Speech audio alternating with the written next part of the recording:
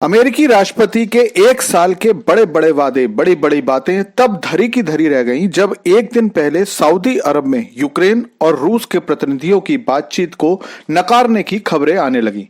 इस शांति समझौते में सबसे पहले विश्वास जमाने के लिए 1 महीने का युद्ध विराम ऑफर किया गया था। हालांकि जिस दिन ये वार्ता शुरू हुई थी, इसके बारे में यही माना गया था कि वार्ता काफी हद तक सफल हुई है, लेकिन 24 घंटों में ही दोनों देशों ने उन सारी बातों को गलत बता दिया और इतना ही नहीं बल्कि दोनों ने अपनी अपनी शर्तें भी रख दी। तो चलिए इस सारी खबर को जानते हैं। तो दोस्तों, सऊदी अरब की राजधानी रियाद में रूस और यूक्रेन के प्रतिनिधियों की बातचीत हो रही थी। रूस पहले से ही कह चुका है कि वो शांति वार्ता के लिए तैयार है, क्योंकि इस बारे में राष्ट्रपति पुतिन की अमेरिकी राष्ट्रपति ट्रंप से काफी पहले टेलीफोनिक बातचीत हो चुकी थी और यूक्रेन के राष्ट्रपति जेलेंस्की पर अमेरिका पहले ही इतना प्रेशर बना चुका था कि जेलेंस्की के लिए और कोई रास्ता बचा ही नहीं था। पहले ही मैं आपको बता चुका हूं कि अमेरिका यूक्रेन को दी जाने वाली सारी आर्थिक सहायता पहले ही बंद कर चुका था और ओवल में राष्ट्रपति ट्रंप और जेलेंस्की के बीच हुई तीखी नोकझोंक के बाद ट्रंप ने यूक्रेन को दी जाने वाली सैन्य सहायता पर भी रोक लगा दी थी।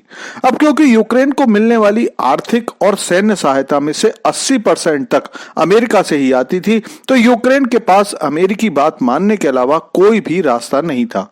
लेकिन जेलेंस्की पिछले कई हफ्तों से अमेरिकी आर्थिक मदद का अल्टरनेट ढूंढने में लगे हुए थे, क्योंकि अगर यूक्रेन को आर्थिक सहायता यूरोप से मिल जाती है तो हथियार तो दूसरे देशों से भी खरीदे जा सकते हैं।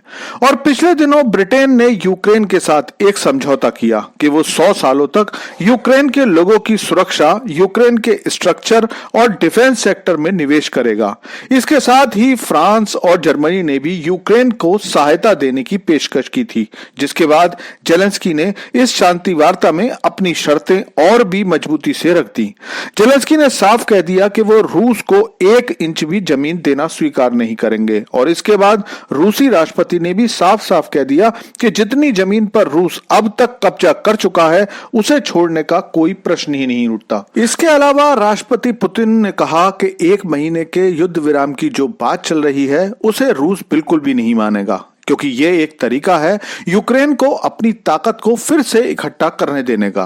पुतिन जानते हैं कि भले ही सीधे तौर पर अमेरिका मदद न दे रहा हो, लेकिन यूरोप पूरी तरह से यूक्रेन के साथ खड़ा है। ऐसे में 1 महीने में यूक्रेन को फिर से हथियार दिए जाएंगे और रूस ये देखता हुआ नहीं रह सकता। पुतिन ने पिछले कई सालों के बाद कल सेना की वर्दी में अपना भाषण दिया।